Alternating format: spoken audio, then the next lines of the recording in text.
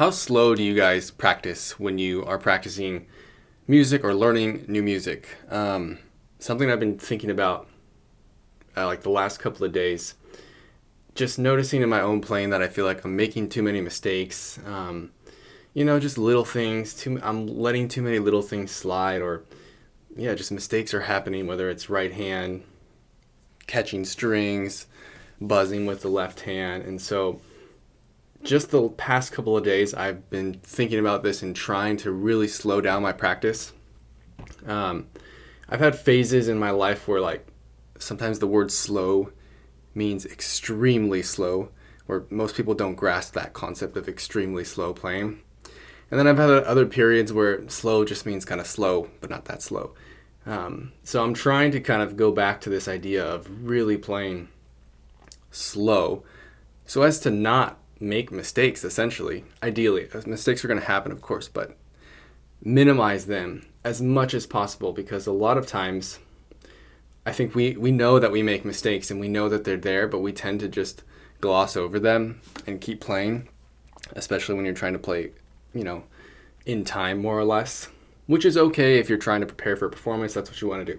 But when you're just zooming in and just practicing, I think you can eliminate a lot of those problems by just going slower.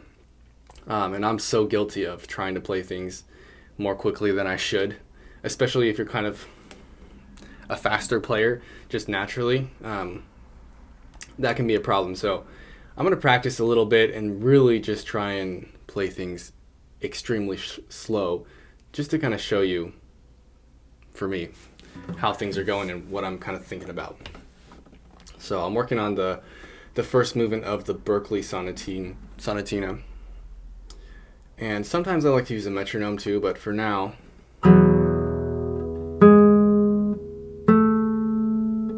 we're talking like this.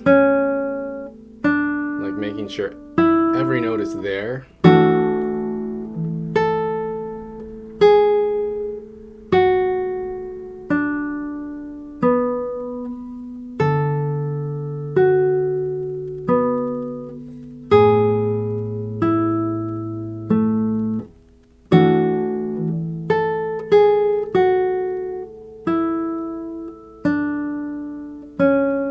Okay, and even that was slow. You could even go slower though, right? And this piece is fairly quick. Right, that's more the tempo. But we're abstaining from that, and we're trying to just do it slow. So all the movements, this is the most important concept, I guess, so that all the movements are controlled. Everything is controlled. I feel like these terms get thrown around so much in music because they're true. It's like control, slow. But what does that actually mean? And I feel like people interpret the words different. I mean, I can say just from my own teaching experience, anytime I tell a student, okay, play it slower, typically they probably will play 5% slower. And I'm like, no, okay, play me 50% slower. And maybe they just do 5% again at the most. I think people have a hard time grasping that concept for whatever reason. Like slow enough to where it almost feels like a different piece. Slow enough to where you have so much time that like it feels weird. Like you're almost like, what do I do with all this extra time that I have? Well, you should be preparing your fingers to play what comes next and kind of be hyper focused on that. But let's try again, shall we?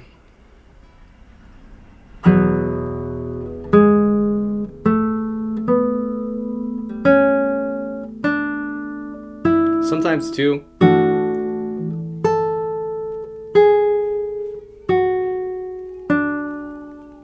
I would even prefer not to play in rhythm, just so that the movements are correct.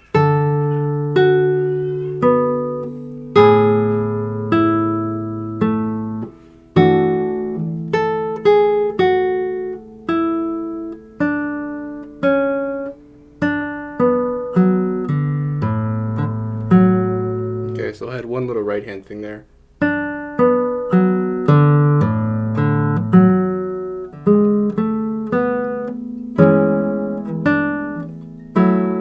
Even noticing too when you play slow, like your different hand positions and when you have to tilt your hand or keep your knuckles more parallel to the strings is something to be aware of when you have to make those movements, and know like on which note, on which point you're going to turn your arm or elbow and how much. In this second line here, I need to do that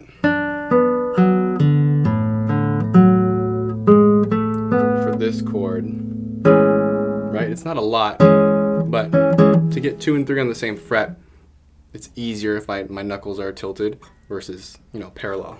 Whoops.